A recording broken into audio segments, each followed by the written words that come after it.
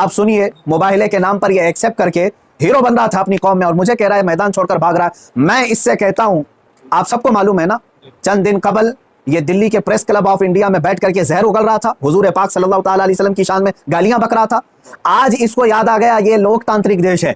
आज ये कह रहा है ये लोकतांत्रिक देश है, मौलाना क्या ऐसी परमिशन यहां मिलती है? तो खबीस के बच्चे, तुझे ये पहले मालूम नहीं था कि इस लोकतांत्रिक देश में किसी धर्म को गाली नहीं देना चाहिए?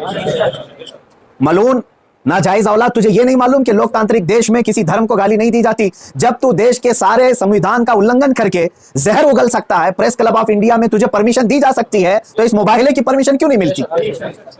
ठीक है, तुझे मैदान में नहीं मिलती, प्रेस क्लब ऑफ इंडिया तेरे बाप का है ना, जहां बैठ करके तूने गालियां बकी थी। ए मुसलमानों, अब पानी सर से ऊपर हो चुका है। अब ये 30 अप्रैल और 17 रमजानुल मुबारक की तारीख मैंने ऐलान तो किया, और ये बार बार इसको हल्के में लेकर मजाक उड़ाते। आज भी ये कहता है कुरान को गुंडों की किताब, कुरान कहता है वायरस है, कुरान को कहता है गंदी किताब।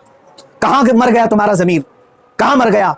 गलीज बातें वो बक गया। मुझे बताओ, पूरे हिंदुस्तान के मुसलमानों ने कभी हिंदुओं के देवी देवताओं को छेड़ा आज तक? मुझसे सुना आपने कि हम गालियां दे रहे हैं उनके देवी देवताओं को? यह हमारी तहजीब है जो हमें इस्लाम सिखाता है, यह हमारे अखलाक है जो हमें इस्लाम सिखाता है। इसका जहर देख करके पता चलता है कि इसका कोई दीन और धर्म नहीं है। धर्म में रहने वाला ऐसी जहर नहीं उगलता।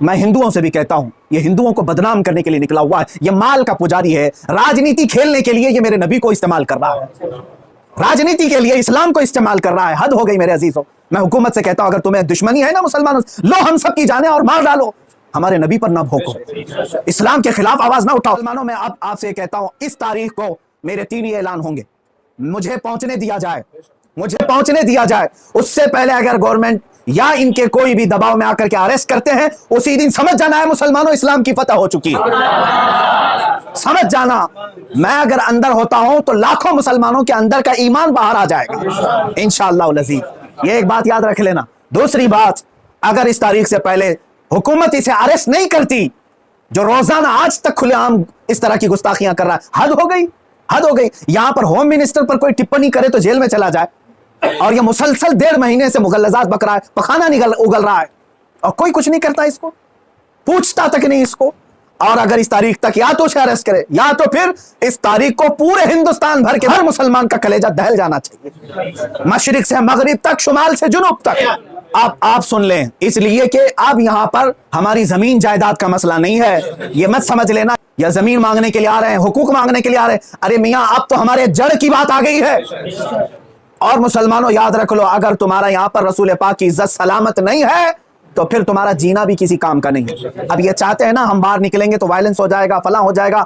हम ये नहीं चाहते फसाद हो जाए, इसीलिए तो बार बार गुहार लगा रहे हैं हुकूमत को, बार बार कह रहे हैं फसाद की जड़ को अंदर करो, उसे भौंकने से रोको। नहीं सुन रही है। और इससे भी आप समझ जाना है मुसलमानों, हुकूमत की मंशा यही है कि आप ये पूरे हिंदुस्तान में फसाद कराना चाहते हैं, पूरे हिंदुस्तान को जलाना चाहते हैं, वरना ऐसे पाखंडियों को खुलेआम नहीं छोड़ते।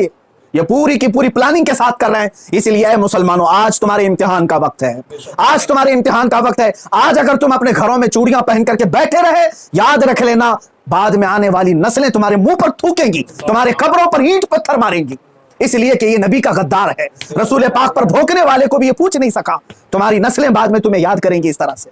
याद रख लेना, इस खबीस मलून ने चैलेंज को एक्सेप्ट करके अपनी कौम में हीरो बनने की कोशिश की थी। मैं फिर से कहता हूं, जिंदगी गुजर जाएगी, इसका पेशाब निकल जाएगा, मुबाहिले के लिए नहीं आ सकता। मुबाहिला बहुत दूर की बात है, मुबाहिला बहुत दूर की बात है। मैं गवर्नमेंट से भी कहता हूं, प्रशासन से भी कहता हूं, यह बार बार भौंक रहा है और कह रहा है कि मुझे इस्लाम की सच्चाई बताना है, मुझे कुरान की सच्चाई बताना है। इसको एक बार बताने का मौका दे दिया जाए, इसको एक बार मौका दे दो हमारे सामने कि ये इस्लाम की सच्चाई बता दे। आज इस खबीस के चेलों से भी मैं कहता हूं, तुम अपने गुरु को मना करके ले आ जाओ हमारे सामने। ये मैं कहता हूं, मुबाहिला बहुत दूर की बात है, वो सिर्फ हमारे सामने बैठने की हिम्मत कर ले। जिस दिन वो सामने बैठे और इस्लाम की सच्चाई बताने की बात करता है, कसम रब्बे जुल जलाल की, कसम रब्बे जुल जलाल की, जितनी बातें उसने मेरे नबी की शान में कही हैं, एक बात वो साबित कर दे, उसी दिन मैं अपनी गर्दन देकर के आ जाऊंगा, इंशाअल्लाह जाएगा। अजीजान गिरामी वकार, ये मुबाहिले की बात चलती रहेगी और मेरी ये चुनौती बरकरार रहेगी। वो कहता है मैदान छोड़ करके भाग रहा है, तू क्या समझता है कि तेरे जैसे पाखंडी हैं यहाँ पर? अल्हम्दुलिल्लाह हम हुसैनी हैं, अगरचे आल में ना हो लेकिन हुसैनी किरदार हमने बचपन से सुना है। अरे हमारी माँ ने हमें गोद में हुसैन आजम के करबला की दास्तानें सुनाई। हम मात नहीं खा सकते, सर कटा सकते हैं, लेकिन सर झुका नहीं सकते इंशाअल्लाह।